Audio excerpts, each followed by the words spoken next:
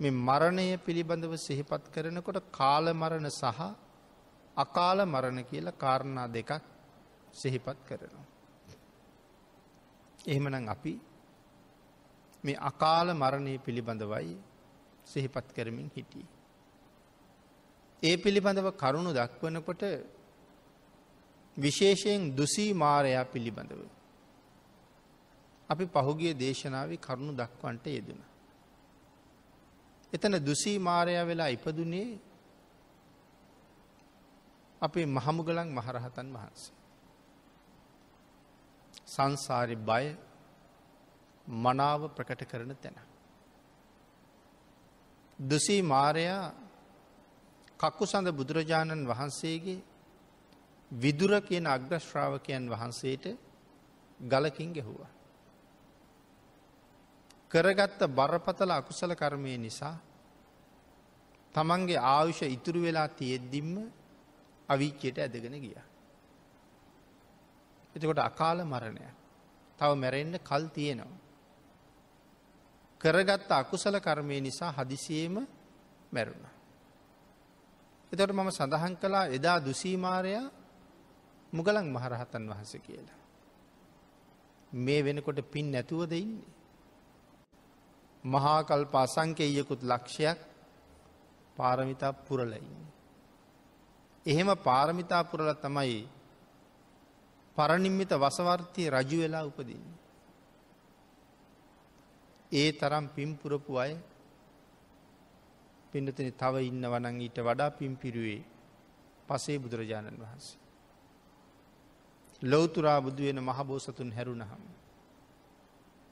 සම්බුද්ධ ශාසනයක තුන්වෙනි තැන තමයි තියන්න පුළුවන් වෙන්නේ. ඒ තරම් පින් කරලත් මේ තරම් පව් සිද්ධ වෙනවද? එතකොට තේරෙනවද සසර කොච්චර බයද කියලා? පින් ඇති උතුමන්ටත් එහෙම වරදිනකොට ආන් ඒක හින්දා හැම පින්කමක්ම කර කර විශේෂයෙන් ප්‍රාර්ථනා කරන්න ඕනේ කල්යාණ මිත්‍රයන් ලබන්නෙම්වා කල්යාණ මිත්‍රයන්ට එරෙහිව සිතුවිලි මාත්‍රයක්වත් නූපදවන්නෙම්වා. මෙච්චර පින් කරලත් මේ මහා කල්යාණ මිත්‍රයාට විරුද්ධව ඇතිවෙච්ච සිතුවිල්ල නිසානේ අවීචියේ පැහෙන්න සිද්ධ වෙන්නේ. ඒ හින්දා අපි කොච්චර පින් කෙරුවත් එහෙනම් අපට වරදිනවා කියන එකේ අහන්න දෙයක් ඇත්තෙම නැහැ. ඒ හින්දා හැම කරුණක්ම නිවැරදිව ප්‍රාර්ථනා කරන්න ඕනේ. මේ ජීවිතේ මෙච්චර හොඳට පින්කම් කර කර ජීවත් වුණත් ඊළඟට උපදින ආත්මයක මිත්‍යා දෘෂ්ටික වෙලා ඉපදුනොත් මේ කරපු පින් වලට වැඩි එදාට හරියට පව් කරනවා. ඒ නිසා පින් කරලා ප්‍රාර්ථනා කරන්න ඕනේ සම්මා දිට්ඨික වන්නෙම්වා කියලා. නිවන් දක්නා ජාති දක්වා සම්මා දිට්ඨික වෙන්නම ප්‍රාර්ථනා කරන්න ඕනේ. මේ කාරණාව මේ අවස්ථාවට සිහිපත් කරන්නට යෙදුනේ එච්චර පින් කරපු උත්තමයන්ටත් වැරදුනා නම් අපි ගැන කවර කතාවද? ඒ නිසා නිවැරදිව ප්‍රාර්ථනා කරන්න. අකාල මරණය. එතකොට අකාල මරණය ගැන සාකච්ඡා කරනකොට අපි පහුගිය දේශනාව නිමා කරන්නට යෙදුනේ කලාබු රජුරුව ගැන කතා කරමින් ඉඳලා. ශාන්තිවාදී ජාතක කතාව ධර්මදේශනාවලින් අපේ පින්නතුන් අහලා තියෙනවා. ශාන්තිවාදී තාපසතුමා කියලා කියන්නේ අපේ මහ බෝසතාණන් වහන්සේ. කලාබු රජුරුවන්ගේ උයනේ විවේකීව වැඩ ඉන්න වෙලාවේ කලාබු රජුරුවන්ගේ බිසෝවරු ටික රජුරුවන්ට නිින්ද ගිහිල්ලා හින්දා තාපසතුමා වට කරගෙන ධර්ම සාකච්ඡාවකට මුල පිරුවා. නමුත් රජුරුව නිදාගෙන ඉන්නේ තව කාන්තාවගේ උකුලේ හිස තියාගෙන. අනික් සියලු දෙනාම ගියහම ඇය තනි වෙනවා. අනික් අය විනෝද වෙවි උයනේ ඇවිදලා එතෙන්ට ගියහම ඇයට ඊර්ෂියාවක් ඇති වුණා. ඒ හින්දා ඇඟ හොල්ලලා රජුරුව අවදි කෙරුවා. රජුරුවන්ට කේන්ති ගිහිල්ලා තමයි අවදි වෙන්නේ. කලාබු රජුරුව එච්චර හොඳ කෙනෙක් නෙමෙයි. අවදි වෙනකොටම අවදි වෙන්නේ අර කාන්තාවන්ට බැනගෙන. කහංගතා වසලියෝ මේ වසලියෝ කොහෙද ගියේ කියලා තමයි නැගිටින්නේ. එතකොට අර කාන්තාව සඳහන් කරනවා ස්වාමීනි අර එක ඍෂිවරයෙක් ළඟ බණ අහනවා කියලා. කඩුවත් අරන්මයි නැගිට්ටි. නමුත් කඩුව අරගෙන එනවා දැකලා රජ්ජුරුවන්ට හිතවත් කාන්තාව නැගිටලා ඇවිල්ලා කඩුව ගත්තා. නමුත් ගිහිල්ලා තාපසතුමාගෙන් ඇහුවා කවුද කියලා. මහරජා මම ශාන්තිවාදී. ඇයි එහෙම කියන්නේ කියලා ඇහුවා. ඇයි ශාන්තිවාදී කියන්නේ? එතකොට සඳහන් කළා මහරජා මට කවුරු හරි ගැහුවොත් මං එයාට ගහන්නේ නැහැ. මට කවුරු හරි බැන්නොත් මං එයාට බයින්නේ නැහැ. මට වෙන ක්‍රමයකින් හිරිහැර කරන්න ආවොත් මං එයාට හිරිහැර කරන්නේ නැහැ. කවුරු මොනවා කළත් මං ඒ හැමෝටම අනුකම්පා කරනවා. ඒ හින්දා මට ශාන්තිවාදී කියනවා. එහෙනම් ඒක බලමු කියලා වදකයාට එන්න කියලා පණිවිඩයක් යවුවා. වදකයා සුදුසු විදිහට සුදුසු ඇඳුම් ඇඳගෙන ඒ අවස්ථාවට ගැලපෙන ඇඳුම් වදකයාට රජුරෝ නිකන් නෙමෙයි එන්න කියන්නේ. කාට හරි කරදරයක් කරන්න තමයි එන්න කියන්නේ. ඒකට ගැලපෙන ඇඳුමත් ඇඳගෙන දංගෙඩියත් අරගෙන කඩුවත් අරගෙන අවශ්‍ය උපකරණ ටික ඔක්කොම අරගෙන තමයි ආවේ. ඒ සියල්ල පැත්තක තියලා දන ගහලා වැඳලා ඇහුවා දේවයන් වහන්සේ කුමන කාරණාවක් සඳහා මට කතා කළාද? ඒල සඳහන් කළා මේ කූට ජටිලයා ශාන්තිවාදී කියලා කියනවා. මේ ඉන්න තැනින් ඇදලා පිට්ටනියට දාලා එලිමහන්ට දාලා ගහමුලනේ වාඩි වෙලා ඉන්නේ. ඇදලා දාලා කසපාර ගහන්න කිව්වා ඉස්සරහටයි පිටිපස්සටයි දෙපැත්තෙනුයි. කසපාර 2000ක්. ඉන්නතර මේ කසෙන් ගහනකොට ඉස්සලා හැම ගැලවෙනවා. සිවිය ඉරිලා, හැම ඉරිලා, මස් පුපුරලා, ඇටකොටු පව පුපුරනවා. 2000ක් ගහන්න නියම කළේ. කසපාර 2000ම ගෙහුවා. ඊට පස්සේ අහනවා දැන් ඔබේ ශාන්තිය තියෙනවද? මහරජා ඔබ හිතුවද මගේ සිවිය සිඳලා, හැම සිඳලා, මස් සිඳලා, ඇට සිඳලා මගේ ශාන්තිය බලන්න පුළුවන් වෙයි කියලා. ඒක මගේ හදවතේ තියෙන එකක්. රජුරවන්ට තාමත් කේන්ති. එන සඳහන් කළා කකුල් දෙකම කපන්න කියලා. පාද දෙකම කැපුවා. කලගෙඩියකින් වක් කරනවා වගේ ලාකඩ පාටට ලේ ගලාගෙන යනවා. අත් දෙකත් කපන්න කිව්වා. කන් දෙකත් කපන්න කිව්වා. නාසයත් කපන්න කිව්වා. ඉතින් මේ ආදි වශයෙන් කපලා තනිකර ශාන්තිවාදී තාපසතුමා රතුම රතු පාට ලේ වලින් පිරිච්ච කොටයක් වගේ සම්පූර්ණ ශරීරයේ ලේයින් තෙමිලා ලේ ගලාගෙන යනවා. තවත් ශාන්තිය තියෙනවද කියලා ඇහුවා. මහරජා මං තාමත් ශාන්තිවාදී. එහෙනම් ඔබේ ශාන්තිය ඔබම තියාගනින් කියලා පපුවට පයින් ගහලා යන්න ගියා. තාපසතුමාගේ අනුකම්පාව, තාපසතුමාගේ කරුණාව, ඒ මෛත්‍රිය නිසා ඒ දැසට පේන මානෙට යනකම් නම් රජුරවන්ට මුකුත් උනේ නැහැ.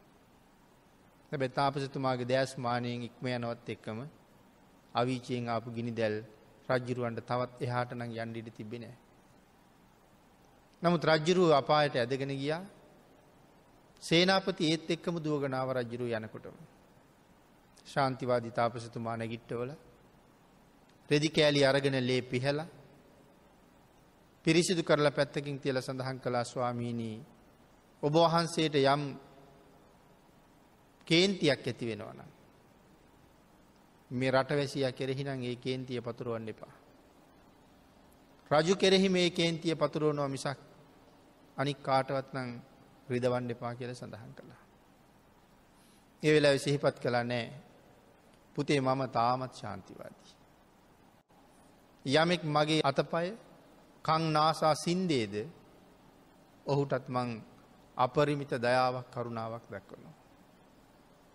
ඉතින් සඳහන් කරනවා කවුද සේනාපති කියලා. වෙන කෙනෙක් නම් නෙමෙයි. මෙදා අපේ බුදුරජාණන් වහන්සේගේ අග්‍ර ශ්‍රාවක දක්ෂිණ ශ්‍රාවක වෙච්ච සරියුත් මහරහතන් වහන්සේම තමයි එදත් සේනාපති වෙලා ඉන්නේ. ශාන්තිවාදී තාපසතුමා මහ බෝසතාණන් වහන්සේමයි එදත් පින්නතුනි කලාබු රජුරු වෙන්නේ මෙදත් කරදර කරපු දේවදත්තයන් වහන්සේමයි. එමනම් මේ ආත්මය විතරක් නෙමෙයි පණ පිටින් නිරේට අරන් ගිහිල්ලා තියෙන්නේ. බෝසතාණන් වහන්සේට කරදර කරලත් දේවදත්තයන් පණ පිටින් නිරේට ඇදගෙන ගියපු බව මේ කරුණ වලින් පැහැදිලි වෙනවා. ශාන්තිවාදී තාපසතුමාට අවශ්‍ය නම් මේ කරදර වලින් මිදෙන්නත් තිබුණා. මේ රට මෝන්නම් විනාශ කරන්නත් තිබුණා. මොකද අභිඥාලාභී තවුසෙක් හැටියට සඳහන් කරනවා. ශාන්තිවාදී තාපසතුමා එතනම අපවත් වුණා. නමුත් සඳහන් කරනවා මිත්‍යා දෘෂ්ටිකයෝ නම් තාපසතුමා එහෙම්මම හිමාලයට වැඩිය කියලා කියනවා කියලා. නමුත් ඒක මිත්‍යා දෘෂ්ටියක් අන්‍ය මතයක් කියලා මට්ට කතාවේ වෙනම සඳහන් කරනවා. නොසැලකිය යුත්තක් එතනම අපවත් වෙච්ච එකයි උනේ කියලා. එතකොට කලාබු රජුරු තව රජුරුවන්ට ජීවත් වෙන්න ආයුෂ තිබුණා. නමුත් කරපු බරපතල අකුසල කර්මය නිසා රජුරුව හදිසියෙම නිරේට ඇදගෙන ගියා.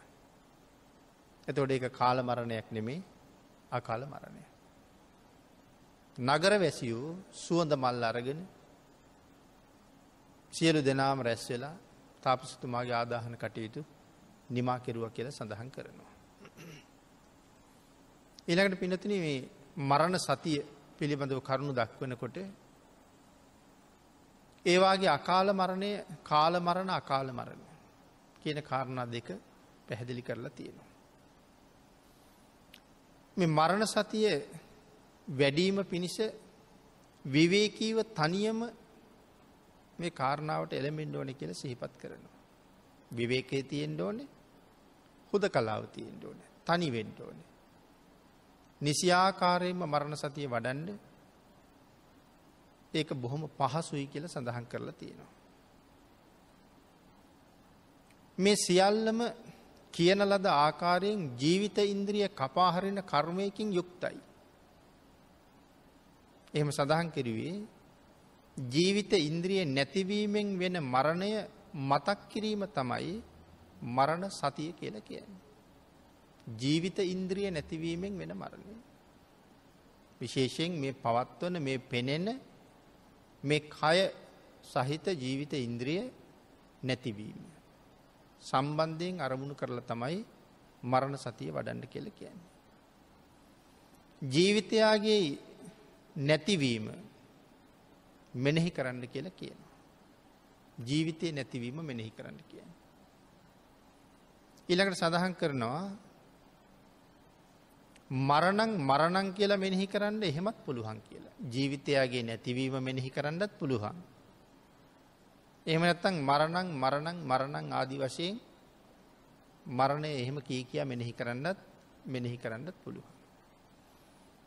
හැබැයි සඳහන් කරනවා මේ මරණ සතිය වඩනකොට ඒක නිවැරදිව කරන්න ඕනේ කියලා. එහෙම වුණොත් තමයි භාවනාව හරියටම සම්පූර්ණ වෙන්නේ. කොහොමද නිවැරදිව කරනවා කියලා කියන්නේ? මෙතන සිහිපත් කරනවා විශේෂයෙන් මරණය වැරදි විදිහට සිහිපත් කරන්න එපා කියලා. එහෙම වුණොත් භාවනාව සම්පූර්ණ වෙන්නේ නැහැ. යෝනිසෝ මනසිකාරෝ පවත්තේ තබ්බෝ. මනාව යෝනිසෝ මනසිකාරයේ පවත්වමින්ම මරණය සිහිපත් කරන්න කියලායි කියලා කියන්නේ. එහෙනම් කොහොමද මරණය නිවැරදිව සිහිපත් කරන්නේ? ඒ කාරණාව මෙතන විස්තර කරනවා පින්නතුනි. නිවැරදිවම මරණ සතිය වඩනවා නම් තමන්ගේ ඊටාම ප්‍රිය වෙච්ච පුද්ගලයෙක් පිළිබඳව මරණය සිහිපත් කරන්න එපා කියලා. ඊටාමත්ම ප්‍රිය කෙනෙක්. දරුවෙකුගේ මරණය, ස්වාමියාගේ මරණය, බිරිඳගේ මරණය, මව්පියන්ගේ මරණය, සහෝදරයෙකුගේ මරණය, ඒ හැර තවත් තමන්ට ඊටාම ප්‍රිය කෙනෙකුගේ මරණය සිහිපත් කරන්න එපා කියලා කියනවා. ඇයි ප්‍රිය කෙනෙකුගේ මරණය සිහිපත් කරනකොට ඇති වෙන්නේ දුකක්. ඒ දුක කනගාටුව ඇතුලේ මොකද්ද තියෙන්නේ? ශෝකය තියෙනවා. දුක ශෝකය ඇතුලේ දේශය තියෙනවා. අපිට තේරෙන්නේ නැති හරි සියුම් තැනක් මෙතන. කෙනෙක් අඬනවා දුකට. ඒ කඳුළු අතර ද්වේෂය සැඟවිලා තියෙනවා. දුක කියලා කියන්නේ, කඳුල කියලා කියන්නේ, ශෝකය කියලා කියන්නේ එතන ද්වේෂය තියෙනවා. ද්වේෂය කියන්නේ අකුසල කර්මයක්. එතකොට ද්වේෂය කොහොමවත් කුසල කර්මයක් බවට පත් වෙන්නේ නැහැ. එහෙනම් ප්‍රිය පුද්ගලයාගේ මරණය සිහිපත් කරන්න ගියොත් අපිට ඒකාන්තයෙන්ම දුක තමයි උපදින්නේ. දුකත් එක්ක ද්වේෂය තියෙනවා, ඒත් එක්ක මේ මරණ සති භාවනාව වැඩෙන්නේ නැහැ. එහෙනම් ප්‍රිය කෙනෙකුගේ මරණය සිහිපත් කරනවා නම් ඒක නිවැරදි මරණ සතිය සිහිපත් කිරීමක් නෙමෙයි. ඊළඟට සඳහන් කරනවා මේ මරණ සතිය වැඩිීමේ ක්‍රමය මුලින්ම හරියටම පුරුදු කරන්න කියලා. ප්‍රිය පුද්ගලයාගේ මරණය සිහිපත් කරන්නත් එපා. දෙවැනි කාරණාව සිහිපත් කරනවා අප්‍රිය පුද්ගලයෙකුගේ මරණය සිහිපත් කරන්නත් එපා. මම කැමති නැති පුද්ගලයෙක්. එහෙම කෙනෙක් මැරුණ කියලා දැනගත්තාම අපිට ඇති වෙන්නේ සතුටක්. අපේ සතුරු මැරුණා මෙච්චර ගාණක් මැරුණා කියලා කියහම අපිට ඇති වෙන්නේ සතුටක්. හැබැයි ඒ සතුට තියෙන්නේ ලෝභය මුල් කරගෙන. ආපහු එතනක් තියෙන්නේ අකුසලයක්මයි. අකුසල කර්මයක් කවදාවත් කුසල කර්මයක් බවට පත් කරන්න බැරි නිසා අකමැති අයගේ මරණය සිහිපත් කරන්නත් එපා කියලා කියනවා. මොකද ප්‍රීතියක් ලෝභයක් තමයි එතන තියෙන්නේ. ඊළඟට සඳහන් කරනවා මේ සොහොන් පල්ලෙක් සුසානයට ගෙනියන ඕනෑම දේහයක් එයා දවනවා. සොහොනේ ඉන්න කෙනා එතෙන්ට පුච්චන්න ගේන ඕනෑම දේහයක්. බාල වේවා, තරුණ වේවා, මැදිවියේ වේවා, මහලු වේවා, ප්‍රභූ පුද්ගලයෙක් වේවා, යාචකයෙක් වේවා, එයාට කවුද කියන එක වටින්නේ නැහැ. එයාගේ රාජකාරිය තමයි සොහොනට අරගෙන එන ඕනෑම කෙනෙක් දවලා දාන එක. ඒ වාගේ දේවල් කරලා ඒ මිනිස්සයාට ඒක හොඳට හුරුයි. ඒ හින්දා දැක්කත් කොහොමත් කනගාටුවක් උපදින්නෙත් නැහැ. ඒ නිසා මෙතන සඳහන් කරනවා මේ කාරණාව මධ්‍යස්ථ පුද්ගලයෙක් වෙනුවෙන් ගන්නත් එපා කියලා. මොකද අර පුද්ගලයාට සියලු දෙනාම මධ්‍යස්ථයි. ඒ හින්දා මධ්‍යස්ථ පුද්ගලයෙක් හැටියට මරණය සිහිපත් කරන්න යන්නත් එපා කියලා සඳහන් කරනවා. නිතර ඒ වැඩේ කරලා ඒ පුද්ගලයාට ඒක සාමාන්‍ය වැඩක්. ඒ නිසා මධ්‍යස්ථයෙකුගේ මරණය සිහිපත් කරන්න එපා කියලා සඳහන් කරනවා. විශේෂයෙන් හිතට දැනෙන්නේ නැති නිසා. මධ්‍යස්ථ වෙච්චහම ඒක හිතට ඒ තරම් දැනෙන්නේ නැහැ. ඊළඟට සඳහන් කරනවා තමන්ගේ මරණය හිතන්නත් එපා කියලා. තමන්ගේ මරණය හිතන්න ගියොත් බය හිතෙනවා. ඒකත් භාවනාවක් වෙන්නේ නැහැ. ප්‍රිය පුද්ගලයෙක් ගැන සිහිපත් කරන්න එපා කිව්වා. අප්‍රිය පුද්ගලයෝ ගැන සිහිපත් කරන්න එපා කිව්වා. මධ්‍යස්ථයෝ ගැන සිහිපත් කරන්න එපා කිව්වා. තමන් ගැන සිහිපත් කරන්න එපා කිව්වා. එහෙනම් ඒ කාරණා හතරෙන් මරණ සතිය වඩන්න ගියොත් ඒක වැරදි ක්‍රමයක්. එහෙනම් කොහොමද නිවැරදි ආකාරයට මරණය සිහි කරන්නේ? පිළිතුරේ දැන් මේ අපි එපා කියපු කාරණා හතර මේ කාරණා හතරත් මේ මරණ සති භාවනාවේදී අපි යොදා ගන්නවා දැම්ම නෙමෙයි. අපිට මේ භාවනා ක්‍රමය හොඳට ප්‍රගුණ වුණාම එදාට භාවනා ක්‍රමය හොඳට දන්න නිසා ප්‍රිය පුද්ගලයාගේ මරණය සිහිපත් කරුවත් අපිට ඒක අර විදිහට ද්වේෂසිතක් සහිත දුකක් ඇති වෙන්නේ නැතුව යනවා. මරණය ප්‍රගුණ වෙලා තියෙන නිසා. එහෙම නැතුව මේක ගන්න එපා කිව්වට සමහර කෙනෙක් ඊට පස්සේ තර්කයක් ගොඩනගන්න පුළුවන්. මේ කාරණාවට අපි එනවා භාවනාව ප්‍රගුණ වුණාට පස්සේ. එහෙනම් මෙතන සඳහන් කළා විශේෂයෙන් මේ සියල්ලම සති සංවේග ඥාන විරහිත නිසා තමයි එපා කියලා කියන්නේ. සති සංවේග ඥාන විරහිත. එහෙම කියලා කීවේ රහතන් වහන්සේලාට වගේ සිහිය, ප්‍රඥාව, සංවේගය, නුවණ සහිතව මේ කාරණාව අපිට සම්පූර්ණ කරන්න බෑ. අන්න ඒ නිසා තමයි සඳහන් කරන්නේ ඒ මරණයන් ගැන පස්සේ හිතලා බලන්න පුළුවන්. ආධුනිකයෙකුට මුලින්ම පටන් ගන්න කෙනෙකුට දැනට ඒකට යන්න එපා කියලා. එහෙනම් මෙතන සිහිපත් කළා పూర్වයේ දකින්න ලද పూర్ව සම්පත්තීන් සහිත සත්වයන්ගේ මරණය ආවර්ජනය කරලා සිහිය සංවේගයේ ඥානය යොදලා මරණය සිදුවෙයි කියලා හිතන එක තමයි ආරම්භයේ හැටියට දක්වන්නේ කියලා. పూర్වයෙන් දකින්න ලද పూర్ව සම්පත්තීන් සහිත සත්වයන්ගේ මරණය. සාමාන්‍යයෙන් අපි කෙනෙක් මැරිලා ඉන්නවා දකිනවා. සතෙක් මැරිලා වැටිලා පාරේ ඉන්නවා දකිනවා. මිනිස්සෙක් මැරිලා ඉන්නවා පාරේ. ඒකට අපිට එයා ගැන කිසිම සම්බන්ධයක් නැහැ. නමුත් කෙනෙක් මැරිලා ඉන්න බව පිළිබඳව සංවේගයක් අපිට තියෙනවා. අන්න ඒ වාගේ මරණ දිහා බලලා මරණ සතිය වඩන්න කියලා කියනවා ඉස්සරලා. එතකොට අපිට ප්‍රිය පුජ්‍යලයකුත් නෙමෙයි, අප්‍රිය පුජ්‍යලයකුත් නෙමෙයි. සොහොන් පල්ලවාගේ නිතර දැකලා අපිට පුරුද්දකුත් නැහැ. ආම්බෙන් තමයි දකින්නේ පාරේ මැරිලා ඉන්නවා. තමන්ගේ මරණයත් නෙමෙයි ඒක. එහෙනම් මේක තමයි මුලින්ම සිහිපත් කරන්න කියන්නේ මරණය ගැන. මෙතන සඳහන් කළා ඉෂ්ට අනිෂ්ට මධ්‍යස්ත තමන් මේ කොටස් හතරේදීම මරණය සිහි කරන්නේ නැතුව නමුත් මේ තරම් සම්පත්තීන් පරිහරණය කරපු සත්වයන් මැරුණ කියලා ආවර්ජනය කරන ක්‍රමය තමයි නියම ක්‍රමය. එතකොට මේ මිනිස්සු සමහරලාට අපි අඳුරනවා මේ මැරිලා ඉන්න අය. ඒගොල්ලන්ට ලොකු ධන සම්පත් තිබුණා. විශාල පිරිස් බලයක් හිටියා. සමාජයේ ජීවත් වෙච්ච කාලේ රජවරු වගේ ජීවත් වුණා.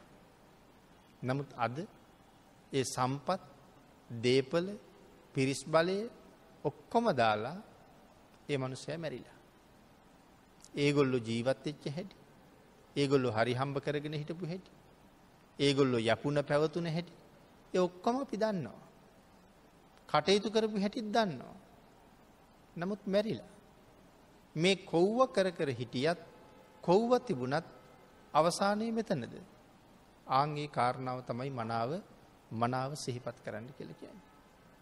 ඊළඟට සඳහන් කළා මෙසේ මරණ සතිය පවත්වනකොට යහපත් ආකාරයට හරි ක්‍රමයට පැවැත්වුවා වෙනවා. එහෙම කරුණක් අරමුණු කරලා මරණ සතිය සිහිපත් කරන්න ගත්තාම ඒක තමයි මූලික නිවැරදි ක්‍රමයේ හැටියට සඳහන් කරලා තියෙන්නේ. ඊළඟට පින්නතන මේ මරණය සිහි කරනකොට විශේෂයෙන් අපේ නීවරණ අඩු වෙනවා කියලා කියනවා. නිරන්තරයෙන් මරණ සතිය වඩනවා. මරණය හොඳට ප්‍රගුණ වෙනවා. නීවරණ කියලා කියන්නේ අපි නිවන් ආවරණය කරනවා. විවිධ නීවරණයන් අපිට කරදර කරනවා. හැම වෙලාවෙම නීවරණයන් අපිට කරදර කරන්නේ. ආන්ගේ නීවරණ ක්‍රමක්‍රමයෙන් ඈත් වෙලා යනවා. මේ කොච්චර දේවල් කළත් වැඩි කල ජීවත් වෙන්න නෙමෙයි අපි. එහෙනම් ජීවත් වෙන කාලේ අපි මොනවද කරගන්න ඕනේ? මේ කාරණාවට මනාව එළඹෙනවා. මොකද අපි මේ මරණ සතිය පිළිබඳව කරන නිදේශනාවේ කරුණු ටිකක් සාකච්ඡා කරන්නට යෙදුණා. මේ මායя පිළිබඳව. මායя සමහර වෙලාවට මිනිස්සුන්ට ಗುಣධර්ම පුරන්න ඉඩ දෙන්නේ නැතුව මිනිසුන් ආවරණය කරගන්නවා. අපි මේ දේශනාවෙත් සිහිපත් කළා මේ උදුම්බරික සීහනාද සූත්‍රයේ අවසාන ප්‍රකාශය, අවසාන ඡේදය. අපේ භාග්‍යතුන් වහන්සේ පිරිසකට ධර්ම දේශනා කරලා පැහැදිලි කළා මේ ධර්ම කාරණාව හරියටම දියුණු කරන්න පුළුවන් නම් භාග්‍යතුන් වහන්සේ දේශනා කරන විදිහට දවස් 7න් එක්ක රහත් වෙනව නැත්නම් අනාගාමී වෙනවා කියලා. නමුත් කවුරුවත්ම අහන්නේ නෑ ස්වාමීනි මම ඒක ප්‍රගුණ කරන්නම් කියලා.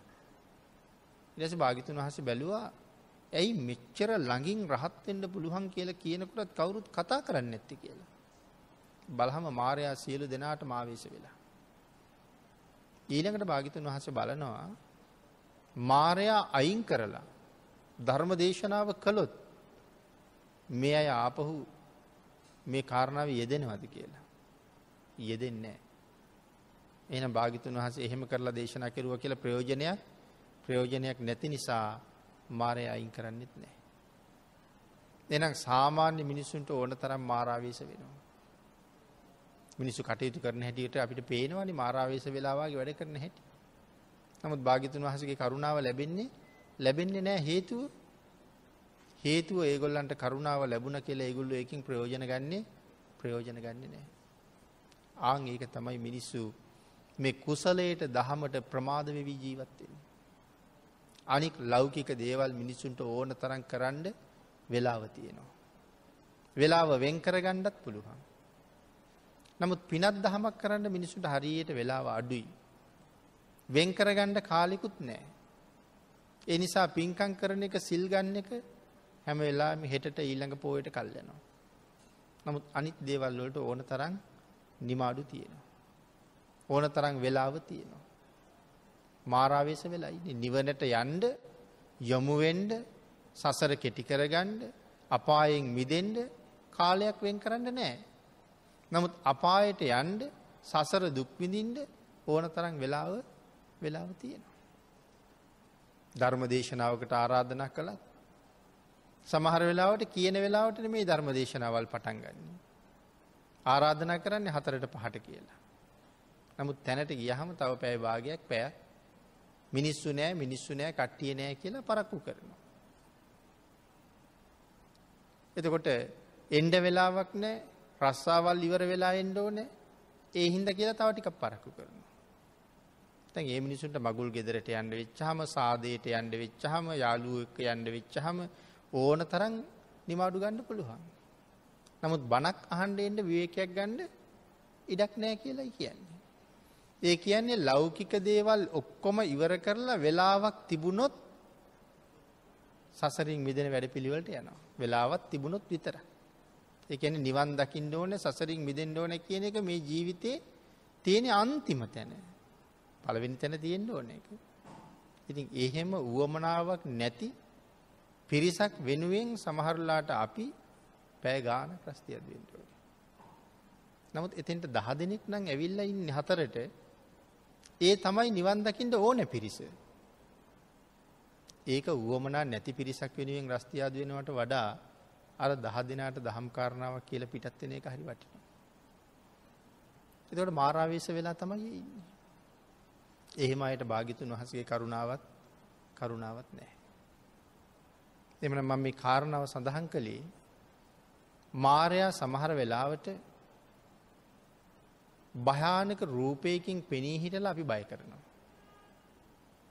අපි කියමුකෝ භාවනා කරන අය, එහෙම නැත්නම් මේ මිදෙන්න උත්සාහ කරන අය, නැත්නම් ලොකු දුගඳක්, දරන්න බැරි දුගඳක් ඇති කරවලා අපේ අවස්ථාව කඩලා බිඳලා විනාශ කරනවා.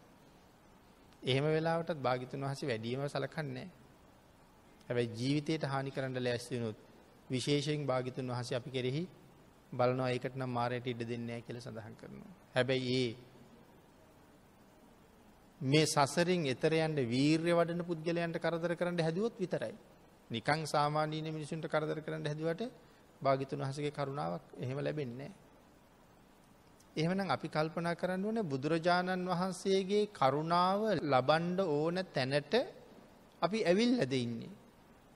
භාග්‍යතුන් වහන්සේගේ කරුණාව ලැබෙන විදිහට අපි අපේ ජීවිතය හදලාද තියෙන්නේ. එහෙම නැත්නම් මේ ජීවිතෙන් අපි මොනවද කරන්න ඕනේ? භාග්‍යතුන් වහන්සේගේ කරුණා ජාලය ඇතුළට එනවා කියලා කියන්නේ ඒ හැම පුද්ගලයෙක්ම මහ පුදුම රැකවරණයක් හදාගත්ත කෙනෙක්. එහෙනම් මේ ලැබිච්ච අවස්ථාවෙන් කරන්න තියෙන්නෙම කරනවා නම් එතෙන්ට එන එක. ආන් ඒ සඳහා වීරිය වඩන එක නම් පින්දුතුනි මේ ලැබිච්ච ජීවිතෙන් කරගත යුතුම දෙයක්. එදාට තමයි තමන්ගේ ජීවිතයට හොඳ සාධාරණයක් ඉෂ්ට කරගත්ත වෙන්නේ.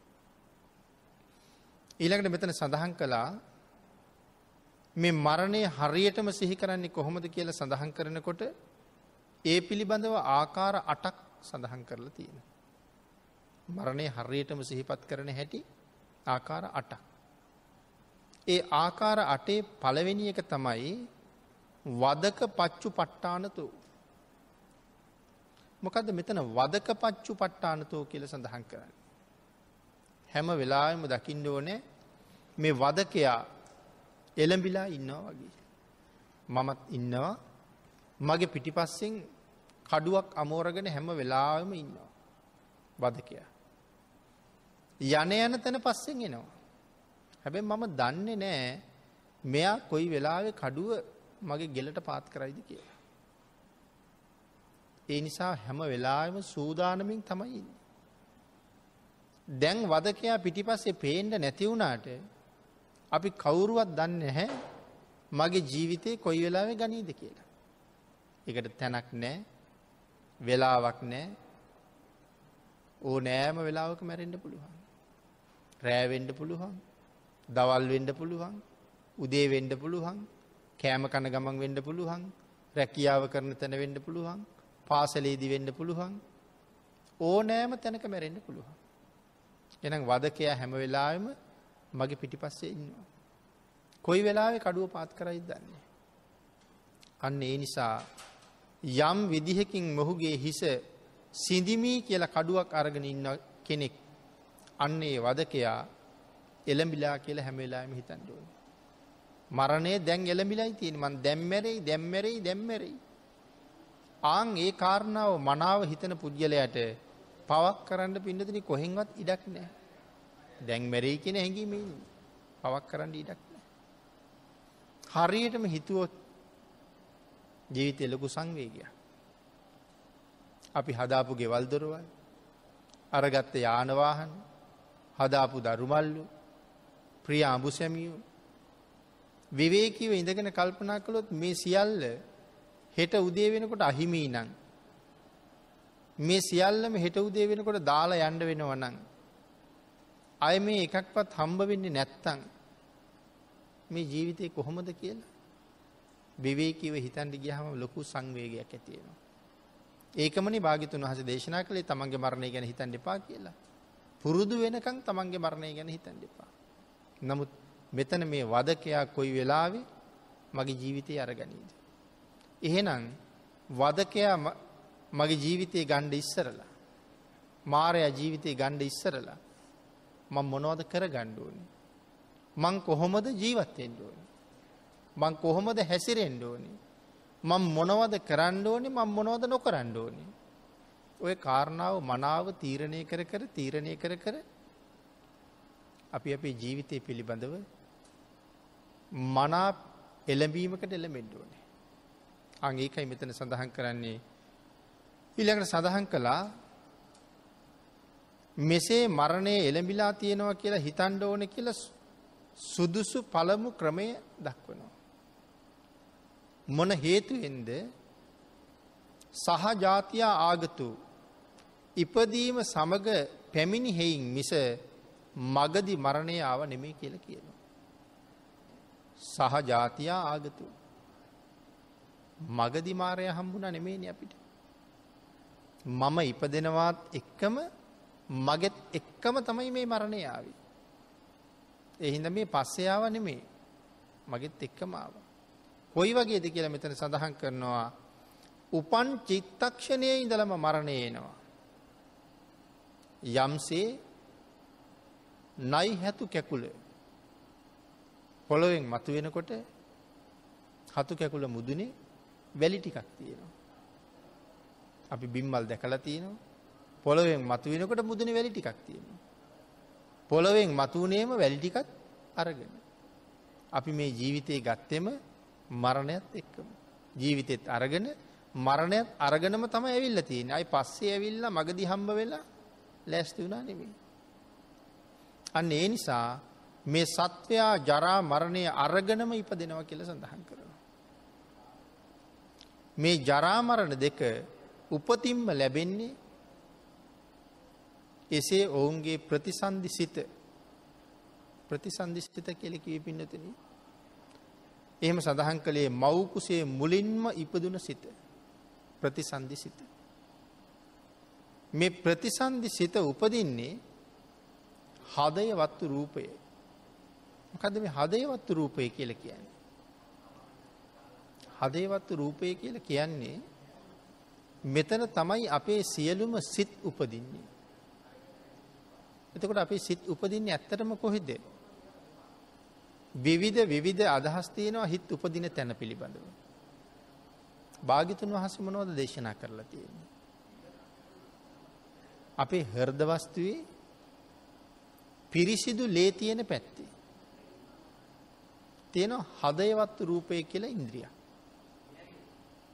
ඒක ලේවල ගිලිලා නෙමෙයි තියෙන්නේ. පිරිසිදු ලේ ධාතුව ස්පර්ශ කරමින් නොකරමින් ලේවල ගෑවිමින් නොගෑවිමින් තමයි හදයවත්තු රූපේ තියෙන්නේ. ආන්ගේ හදයවත්තු රූපය උඩ තමයි මේ සියලු සිත් උපදිනවා කියලා සඳහන් කරන්නේ. එතන තමයි සිත් උපදින්නේ. යම් වෙලාවක මෙතන අපිරිසිදු වුණොත් පිරිසිදු ලේ තියෙන කොටස තමයි සිත් උපදින්නේ. එතකොට අපිරිසිදු ලේ පිරෙන්න ගත්තොත් එතන සිත් උපදින්න බැරි තත්ත්වයක් උදා වෙනවා යම් මොහොතක. එදාට එතන සිත් උපදින එක නතර වෙනවා.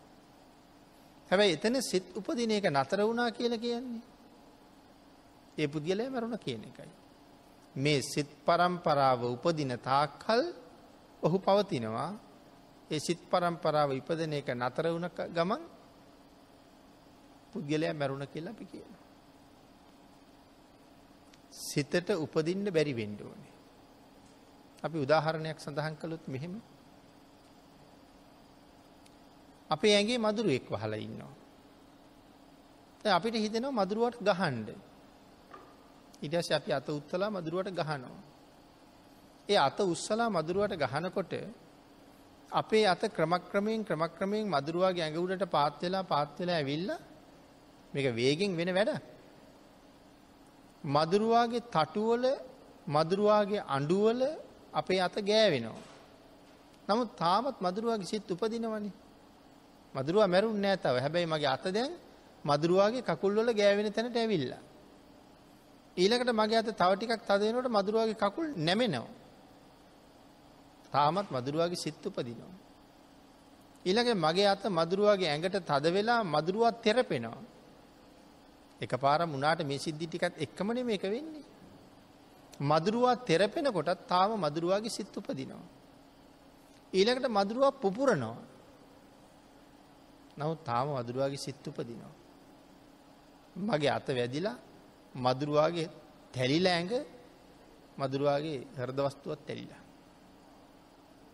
එතකොට දැන් අර මදුරුවාගේ උපදින්න ආපු ගලාගෙන ඉන්න සිත් පරම්පරාවට දැන් මෙතන උපදින්න බැරි තත්වයක් ඇති වෙලයි තියෙන්නේ. මොකද එතන විනාශ වෙලා ගිහිල්ලා සිත් පරම්පරාව වෙනවා. ඒ එන එකට මොකද වෙන්නේ ඊට පස්සේ? උපදින්න තැනක් හදාගෙන යනවා. ඒක හදාගන්න මාස ගණන් යනවාද? ඇහි පිල්ලම් ගහන්නත් කලින් ඒක හැදෙනවා. ඒ කියන්නේ මදුරුවා මෙතන මැරිලා තව තැනක උපන්න කියන එකයි. මේ ආපු සිත් එතන උපදිනවා. ඒ කියන්නේ මදුරුවා තැනක ඉපදුනා. මේ ක්‍රියාව මොන තරම් වේගෙන් වෙනවද? ඇහි පිල්ලමක් ගහනකොට නැත්නම් මදුරුවාට ගහලා මම අත ගන්නකොට මදුරුවා වෙන තැනක ඉපදිලා සිත් කෝටි ප්‍රකෝටි ගාණක් ඒ මදුරුවාට පහළ වෙලත් ඉවරයි. එයා එහෙ ඉපදුනේ මදුරුවෙක් වෙලාද නැද්ද දන්නේ නැහැ. ඒ ඉපදුන කෙනාට සිත් කෝටි ගාණක් ඉපදිලත් ඉවරයි මං ගහලා අත ගන්නකොට. ඉතින් ඒ තරම් වේගෙන් මැරිච්ච කෙනා උපදිනවා. එහෙනම් මේ කාරණාව සඳහන් කළේ මේ හදයවත්තු රූපය කියන්නේ මොකද්ද? එහෙනම් හදයවත්තු රූපයේ උඩ තමයි මේ සිත් උපදිනවා කියලා සඳහන් කරන්නේ. සිත ඉපදිලා පැවතිලා එවලෙම නැතුව යනවා. ඉපදිච්ච සිත ඉපදුනා පැවතුනා නැති වෙනවා. උපාද ස්ථಿತಿ භංග. නමුත් මේකට මහ ලොකු කාලයක් ගත වෙන්නේ නැහැ. ඉපදීමයි පැවතීමයි නැතිවීමයි. මේක කාටද වර්තමානයේ දකින්න පුළුවන්. මහරහතන් වහන්සේලා ඕක දැක්කා. භාග්‍යවතුන් වහන්සේ කොහොමද දැක්කා? පින්නතනි සඳහන් කරනවා වර්තමානයේ තත්පරයකට රූපරාමු ලක්ෂ ගානක් අරගන්න පුළුවන් කැමරා තියෙනවා කියලා. එක තත්පරයකට රූපරාමු ලක්ෂ ගානක් ගන්නවා. එහෙම කැමරාවකටවත් සිතක් උපදිනවයි පවතිනවයි නැති වෙනවයි කියන එක අහුවෙන්නේ නැහැ කියලා සඳහන් කරනවා. ඒ තරම්ම වේගවත් නිසා. ඒ නිසා තත්පරයකට ඒ වගේ සිත් කෝටි ප්‍රකෝටි ගානක් ඇති වෙනවා කියලා සඳහන් කරනවා. නමුත් හැම හිතකටම උපත පැවතීම නැතිවීම කියන මේ තුනම තියෙනවා.